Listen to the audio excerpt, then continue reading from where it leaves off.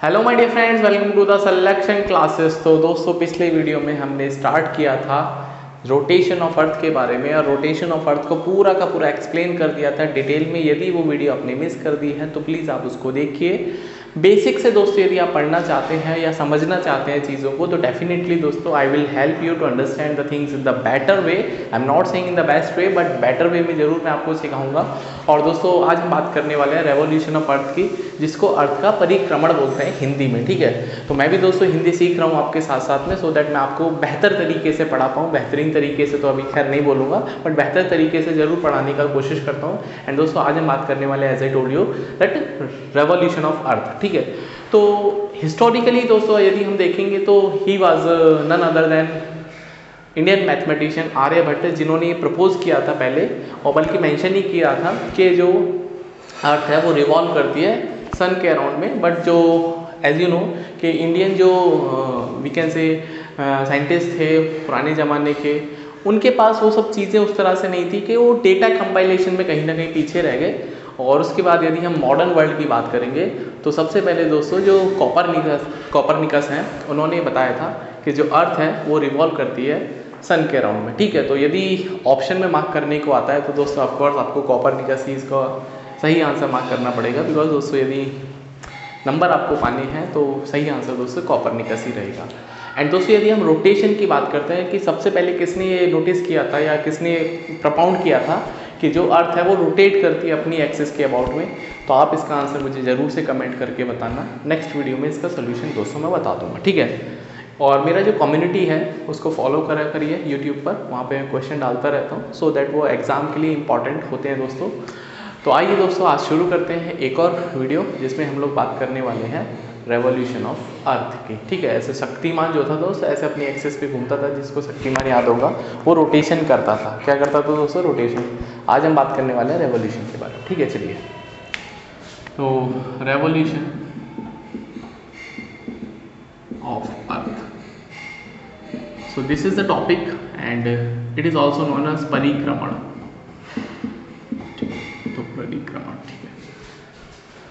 तो परिक्रमण के बारे में दोस्तों यदि हम जानना चाहते हैं तो आप सबको पता होना चाहिए कि जो बेसिकली जो प्लैनेट्स हैं, अब तो मॉडर्न वर्ल्ड हो गया, सारी जानकारी है। तो प्लैनेट्स दोस्तों रिवॉल्व करते हैं अर्थ के सन के अराउंड में। ठीक है, ये दोस्तों सन है, रेड कलर से बिल्कुल मैंने बनाया है इसको सो दैट आपको अलग ही दिख जाए। ठीक है, एंड दोस्तों जो अर्थ है, अर्थ जो है रिवॉल्व करती है सन के अराउंड में। अब दोस्तों यदि हम सन के अराउंड में रिवॉल्यूशन देते हैं अर्थ का, वो तो करीब करीब दोस्तों जो पाथ है that is not circular path. ये दोस्तों पाथ है, ये दोस्तों जो पाथ है जो कि आपको सर्कल बिल्कुल नहीं लग रहा होगा, और ये सर्कल है भी नहीं दोस्तों, इसको एलिप्टिकल पाथ बोलते हैं। क्या बोलते हैं? This is elliptical path. तो सबसे पहले तो दोस्तों आपको ये बात पता होना चाहिए कि जो अर्थ है वो सन के अबाउट में रिवॉल्व करती है इन एलिप्टिकल ऑर्बिट। ठीक है, जिसको अंडाकार बोल सकते हैं यदि मैं हिंदी में गलत नहीं हूँ तो। ठीक है, तो एलिप्स का मतलब जैसे आपने एग देखा है वो ओवल शेप का होता है। तो एलिप्स बेसिकली यदि मैथ के पॉइंट ऑफ व्यू से मैं बात करना चाहूँ, क्योंकि I am a student of mathematics and I love physics also and I love many subjects. ठीक है, तो एलिप्स की दोस्तों यदि हम बात करते हैं, ये एक एलिप्स है, इसके पास दो फोकाई होते हैं। ठीक है, फोकस का जो प्लूरल होता है ना उसको फोकाई बोलते हैं। हाँ, जैसे रेडियस का जो प्लूरल होगा उसको रेडियाई बोलेंगे। ठीक है, तो इसके दोस्तों दो फोकाई होते हैं, स्पेलिंग होती है FOCI। यहाँ से दोस्तों यदि मैं एलिप्स पर कोई भी एक रैंडम पॉइंट ले लेता हूँ, कोई भी एक रैंडम पॉइंट, तो यहाँ से दोस्तों यदि मैं डिस्टेंस निकालता हूँ PF1 की और PF2 की, इनको सम करता हूँ, तो ये दोस्तों जो डिस्टेंस है हमेशा कांस्टेंट रहेगी। ठीक है, आप पॉइंट को कहीं भी ले जाइए, इनका जो डिस्टेंस है वो कांस्टेंट है। यदि दोस्तों कांस्टेंट है तो एलिप्स बनेगा, या फिर एलिप्स है तो डिस्टेंस कांस्टेंट रहेगी एक दूसरे के वाइस वर्सा है। ठीक है, तो ये दोस्तों एलिप्स के बारे में जानकारी थी। कुछ बच्चों को लगता होगा कि रटवा दो या रट लो। रटना दोस्तों बहुत लिमिटेड अमाउंट में करना चाहिए, बल्कि रटना ही नहीं चाहिए, आपको चीज़ों को बेहतर तरीके से समझना चाहिए। और खासकर जो UPSC के एस्पायरेंट हैं उनको दोस्तों बहुत सारी चीज़ों को बेहतरीन तरीके से समझना चाहिए। ठीक है, चलिए शुरू बात करते हैं। तो ये तो दोस्तों पहला कंसेप्ट हुआ। अब दोस्तों आप सबको ये बचपन से ही सिखाया गया होगा या आपने पढ़ा भी होगा या आपको पता भी होगा कि जो अर्थ है वो रिवॉल्व करती है सन के अराउंड में, और 365 दिन दोस्तों उसको लगते हैं। ठीक है, कितने? 365 दिन और 6 घंटे एक्स्ट्रा लगते हैं। अब जैसे ये मार्कर है दोस्तों, ये मार्कर यहाँ से चलना शुरू होता है और ये दोस्तों कुछ इस तरह से रेवोल्यूशन कर रहा है मेरे अराउंड में, ठीक है। तो कभी ना कभी तो दोस्तों ये रेवोल्यूशन करके ये वापस से उसी पोजीशन पे आएगा। तो जिस पोजीशन पे दोस्तों ये जो आता है वापस घूम के उसी पोजीशन पे, उसको बोलते हैं टाइम पीरियड ऑफ रेवोल्यूशन, ठीक है। तो दूसरी दोस्तों हमको बात समझनी है टाइम पीरियड ऑफ रेवोल्यूशन, ठीक है। तो टाइम पीरियड ऑफ जो रेवोल्यूशन है दोस्तों, अर्थ की यदि हम रेस्पेक्ट की बात करें, अर्थ के रेस्पेक्ट में, तो दोस्तों जो अर्थ है वो 365 दिन, ठीक है, 365 दिन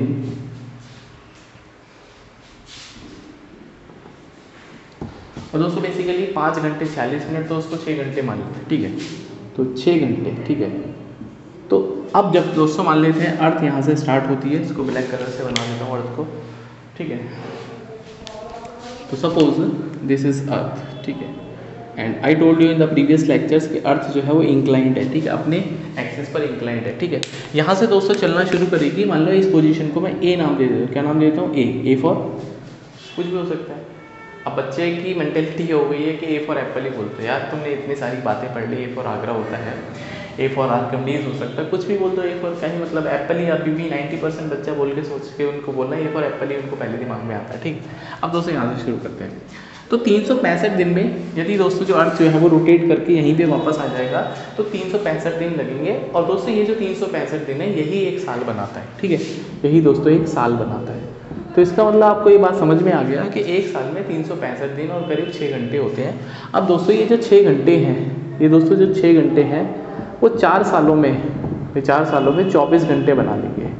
एंड दोस्तों यदि 24 घंटे बना लेंगे तो एक दिन और बन जाएगा, ठीक है। भाई 24 घंटे में एक दिन होता है, 24 दिन का मतलब जब अर्थ जो है वो अपनी एक्सिस पे रोटेट करते हैं 24 आवर्स में।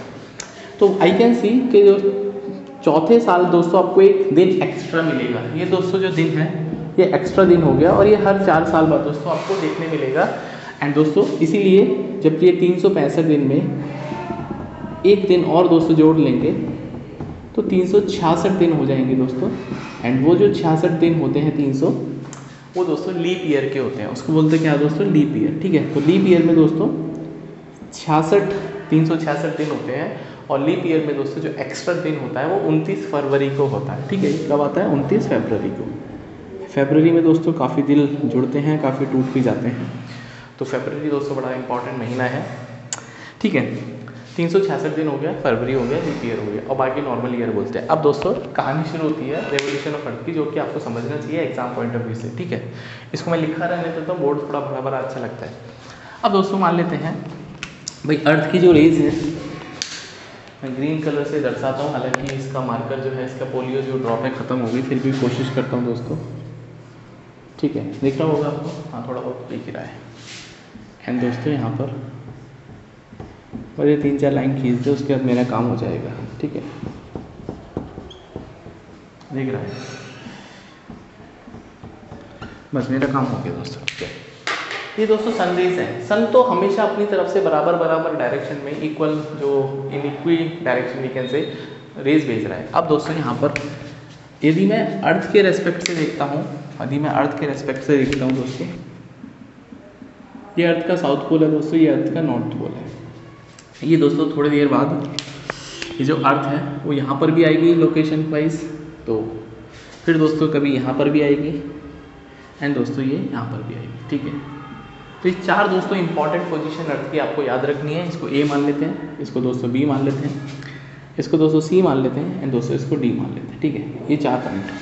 अब दोस्तों यदि मैं बात करना चाहूँ कि अर्थ जो सन की रेज है वो इक्वल भाई सबको मिल रही है, लेकिन जो ओरिएंटेशन है अर्थ की, जो पोजीशन है, उसकी वजह से दोस्तों सीज़न चेंज होते हैं। तो पहला सवाल दोस्तों आपको ये भी सोचना चाहिए कि जो सीज़न है वो रेवोल्यूशन की वजह से चेंज होते हैं और दोस्तों दिन और रात है वो रोटेशन की वजह से होते हैं। ये दोस्तों आपको पता होना चाहिए, या मैंने अभी आपको बता ही दिया। अब दोस्तों यहाँ से शुरुआत करते हैं। यहाँ पर दोस्तों यदि हम देखेंगे नॉर्थ पोल है, इसका साउथ पोल है दोस्तों। इसको आधा आधा यदि हम बात करेंगे तो ये ऊपर वाला जो हिस्सा है ये आपका नॉर्दर्न हेमिस्फीयर है और नीचे वाला हिस्सा दोस्तों सदर्न हेमिस्फीयर है। ये दोस्तों हर जगह की कहानी है, ऊपर वाला नॉर्दर्न हेमिस्फीयर और नीचे वाला दोस्तों सदर्न हेमिस्फीयर, ठीक है। उत्तरी गोलार्ध और दक्षिणी गोलार्ध। थोड़ी बहुत हिंदी दोस्तों सीख रहा हूँ मैं आप ही के लिए, ठीक है। ये दोस्तों नॉर्दर्न हेमिस्फेयर एंड दोस्तों सदर्न हेमिस्फेयर, ठीक है। ये दोस्तों नॉर्दर्न हेमिस्फेयर, ठीक है, एंड दोस्तों सदर्न हेमिस्फेयर। अब एक चीज़ दोस्तों नोटिस करने वाली बात है, यहाँ से शुरू करते हैं, ठीक है। यहाँ से इसलिए शुरू कर रहा हूँ सो दैट जो मैं आपको सिखाना चाहता हूँ या किस तरह से आपको याद रखना है इन पोजीशंस के बारे में वो आपको पता चलेगा, ठीक है। मैं यहाँ से भी शुरू कर सकता हूँ, बट जो सीक्वेंस वाइज यदि हम चलेंगे तो आपको अच्छा लगेगा और याद भी रहेगा। अब दोस्तों यहाँ पर हम देखेंगे कि सन की तरफ नॉर्थ पोल जो है वो झुका हुआ है, ऐसे भाई नॉर्थ पोल झुका हुआ है। इसका मतलब यहाँ पर दोस्तों जो सन की रेज है यहाँ पर ज़्यादा पड़ेगी, नॉर्दर्न हेमिस्फीयर में सन की रेज ज़्यादा पड़ेंगी, तो दोस्तों यहाँ पर क्या होगा, गर्मी होगी दोस्तों, क्या होगा यहाँ पर समर होगी, ठीक है। तो नॉर्दर्न हेमिस्फीयर में दोस्तों समर होंगे, ठीक है। समर मतलब ग्रीष्मकालीन जिसको बोलते हैं, ठीक है। समर होंगे दोस्तों, ये बात आपको समझ में आती है। अब दोस्तों यदि यहाँ पर गर्मियाँ हैं तो ऑफकोर्स दोस्तों यहाँ पर विंटर्स होंगे, ठीक है। यहाँ पर दोस्तों ठंडी के मौसम पड़ेगा, समर हो गया। अब दोस्तों एक चीज़ समझनी है कि जो नॉर्दर्न हेमिस्फीयर है वहाँ पर दोस्तों एक दिन ऐसा होता है जहाँ पर जो दिन है वो सबसे लंबा होगा। भाई यहाँ पर देखो मैक्सिमम सनलाइट पहुँच रही है, सनलाइट दोस्तों मैक्सिमम कहाँ पे पहुँच रही है, ठीक है। भाई आप सनलाइट की यदि हम देखेंगे तो जो सनलाइट है, यहाँ लिखना पड़ेगा मुझे, ये समर मैंने लिख दिया, यहाँ लिख देता हूँ दोस्तों यहाँ पर कि सनलाइट या northern hemisphere receives more sunlight than southern hemisphere, ठीक है। तो सदर्न हेमिस्फीयर से दोस्तों ज़्यादा सनलाइट मिलेगा किसको, नॉर्दर्न हेमिस्फीयर को। अब दोस्तों यदि सनलाइट ज़्यादा मिलेगा तो दोस्तों एक तो गर्मी होगी, दूसरा क्या होगा दोस्तों, दिन उजाला रहेगा। अब उजाला रहेगा तो दोस्तों दिन का जो लेंथ है वो ज़्यादा होगा, दिन का लेंथ ज़्यादा होगा कंपैरिजन यदि हम बात करेंगे रात के मुकाबले, ठीक है। तो दोस्तों दिन लंबे होते हैं नॉर्दर्न हेमिस्फीयर में, कहाँ पर, जब इस तरह की सिचुएशन होती है। एंड दोस्तों एक दिन ऐसा होता है जहाँ पर दिन जो है वो सबसे लंबा होगा। जितनी भी दोस्तों मैं बातें करूंगा नॉर्दर्न हेमिस्फीयर के हिसाब से करूंगा, यदि मैं बताना भूल भी जाता हूं तो आपको ये सोचना है कि पूरा का पूरा जो एक्सप्लेनेशन है वो नॉर्दर्न हेमिस्फीयर के हिसाब से, सो दैट आपको चीज़ों को समझने में आसानी हो, ठीक है। तो दोस्तों यदि मैं बात करूंगा 21 जून, ठीक है, 21 जून, जी हाँ दोस्तों आज 20 जून है एंड दोस्तों कल 21 जून है, तो वर्ल्ड योगा डे भी है दोस्तों 21 जून को। तो 21 जून को दोस्तों क्या होता है कि दिन सबसे लंबा होता है नॉर्दर्न हेमिस्फीयर, ठीक है। यहाँ पर दोस्तों सबसे लंबा दिन, सबसे लंबा दिन, ठीक है। भाई डे की जो लेंथ है वो सबसे लंबी होगी। अब यदि दोस्तों दिन सबसे लंबा है, 24 घंटे हैं दिन के लिए, मतलब कहने को तो बोलते हैं कि 24 घंटे का दिन होता है, दिन में बेसिकली रात भी होती है, ठीक है। तो वीकेंड से जहाँ पे डार्कनेस है और यहाँ पे लाइट है, ऐसा बोल सकते हैं। तो दोस्तों यदि सबसे लंबा दिन है तो जो रात होगी वो छोटी होगी। तो आप ये बोलिए कि नॉर्दर्न हेमिस्फीयर में 21 जून को सबसे लंबा दिन होता है, या फिर आप ये बोलिए सबसे छोटा दिन होता है, सॉरी छोटी रात होती है, ठीक है। आपको ये बात समझती है दोस्तों। तो 21 जून का दिन आपको दोस्तों याद रखना है। इसको हम दोस्तों क्या बोलते हैं, यदि इंग्लिश की बात करेंगे इस पोजीशन को जहाँ पर सबसे लंबा दिन होता है, इसको बोलते हैं दोस्तों समर सोल्स्टिस, ठीक है, समर सोल्स्टिस। तो समर सोल्स्टिस या फिर हिंदी में दोस्तों यदि हम बात करेंगे तो इसको बोलते हैं उत्तर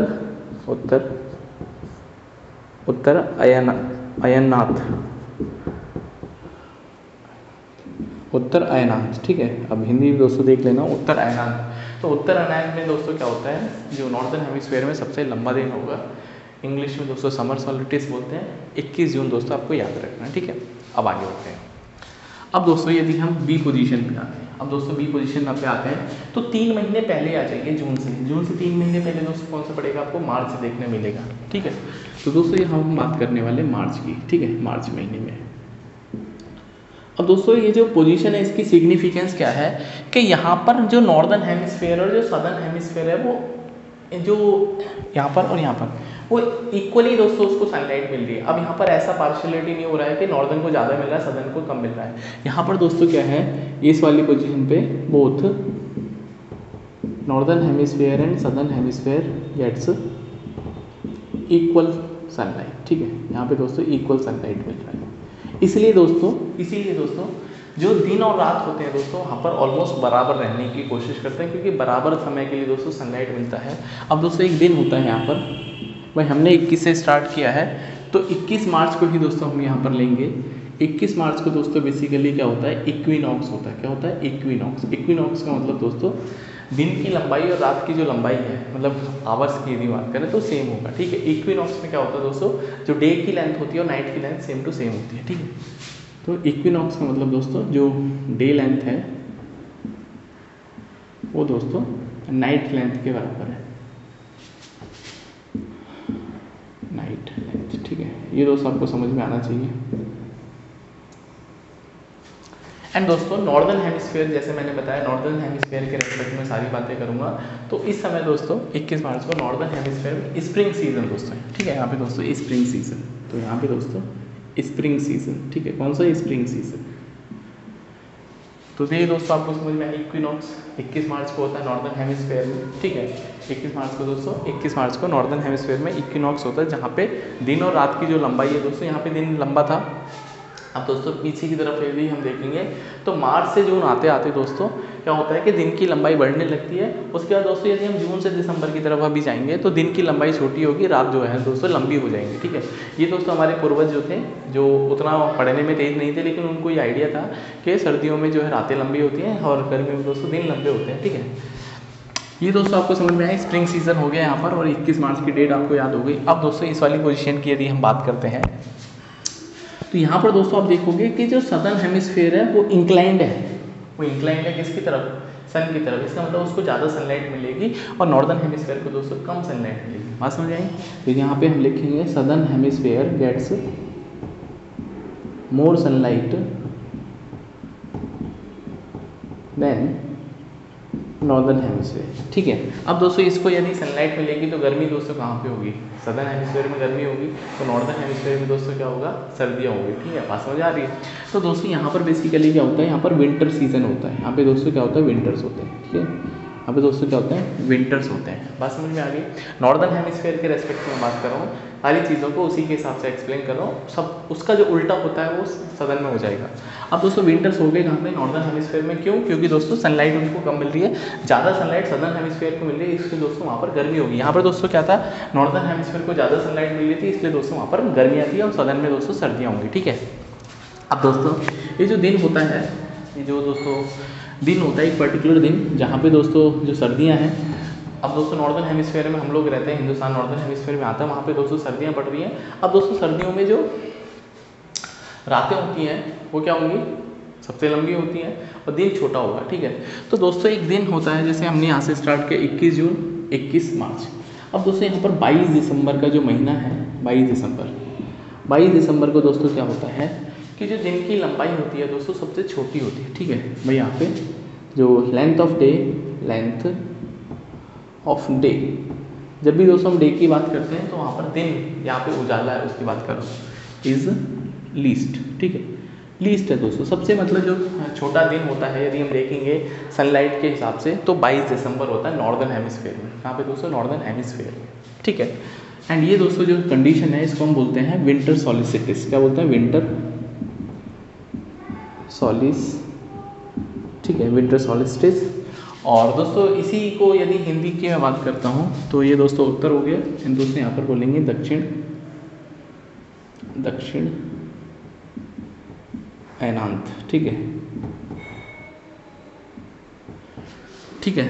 तो दोस्तों यहाँ पर सदर्न हेमिस्फीयर में दिन की लंबाई बड़ी होगी और नॉर्दर्न में दोस्तों दिन की लंबाई छोटी होगी, रातें दोस्तों लंबी हो जाएंगी, ठीक है।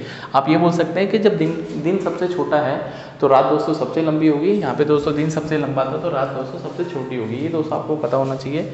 ये हो गया दोस्तों। एंड लास्ट हम बात करते हैं दोस्तों इस वाली पोजीशन पे, आप मई जून से मार्च आ गया, 21 21 22 के बाद दोस्तों क्या आता है, 21 21 22 के बाद क्या आएगा, 23। तो यहाँ पे दोस्तों 23 आएगा।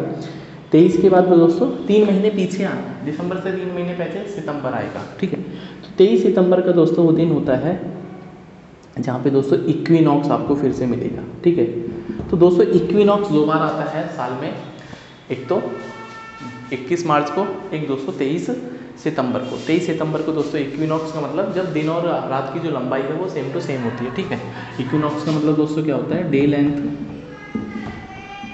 इक्वल टू नाइट लेंथ, ठीक है, नाइट लेंथ। तो समझ आ गया दोस्तों। तो 23 सितंबर का वो दिन, ठीक है, जहाँ पे दोस्तों यदि हम बात करेंगे नॉर्दर्न हेमिस्फीयर के रेस्पेक्ट में तो यहाँ पे दोस्तों AUTUMN, ठीक है, ऑटम, ऑटम दोस्तों सीज़न होता है, ठीक है, ये ऑटम सीज़न होता है। तो कुल मिला के दोस्तों ये रेवोल्यूशन की पूरी कहानी है। 23 सितंबर, 21 मार्च, 22 दिसंबर और दोस्तों 21 जून, ये इंपॉर्टेंट बातें हैं और ये इंपॉर्टेंट डेज हैं, 4 आपको पता होना चाहिए। अक्सर दोस्तों सवाल पूछा जाता है। और ये दोस्तों जितनी भी कहानी मैंने आपको सुनाई है नॉर्दर्न हेमिस्फीयर के रेस्पेक्ट में थी। एंड दोस्तों आपको एक सवाल मुझे बस बताना है लास्ट में कि ऐसा कौन सा देश है जहाँ पर दोस्तों जो क्रिसमस डे होता है वो गर्मियों में मनाया जाता है, ठीक है। देयर आर मैनी, बट आपको दोस्तों मुझे एग्जाम्पल बताने हैं कि कौन कौन से देश ऐसे हैं, या फिर मेजॉरिटी एक कॉन्टिनेंट यदि मैं बात करूं कि कॉन्टिनेंट ऐसा कौन सा है जहां पर दोस्तों जो क्रिसमस डे है वो गर्मियों में मनाया जाता है, ठीक है। इंडिया में दोस्तों 25 दिसंबर में क्या होता है, सर्दियां होती है, ठीक है, क्योंकि नॉर्दर्न हेमिस्फीयर में। तो ये दोस्तों पूरी कहानी थी रेवोल्यूशन के बारे में। एंड आई थिंक दोस्तों आपको अच्छे से समझ में आ चुका होगा। 21, 22, 23 जून, फिर मार्च, फिर दोस्तों दिसंबर, दोस्तों यहाँ पर सितंबर। इस तरह से दोस्तों याद रखेंगे तो सीक्वेंस बन जाएगा। वरना दोस्तों कभी सीक्वेंस ही नहीं बन पाता कि 22 के बाद 23 आ गए, फिर 21 आ गए, तो अक्सर दोस्तों कन्फ्यूजन हो जाता है। तो 21 जून वर्ल्ड योगा डे दोस्तों याद रखिए, उसके बाद को चीज़ों को इस तरह से शुरू कर दीजिए। तो थैंक यू सो मच मुझे झेलने के लिए, बर्दाश्त करने के लिए। तो मिलते हैं नेक्स्ट वीडियो में, और भी आपको परेशान करने के लिए आऊँगा। तब तक अपना ध्यान रखिए, पढ़ते रहिए, खुश रखिए और खुश रहिए भी दोस्तों, एन्जॉय करिए। So see you and please subscribe the channel. अगर आपको चीज़ें अच्छी लग रही हैं तो चैनल के साथ में जुड़िए और शेयर भी दोस्तों करिए इस वीडियो को। सो बाय बाय, टेक केयर, अपना ध्यान रखिए, पढ़ते रहिए।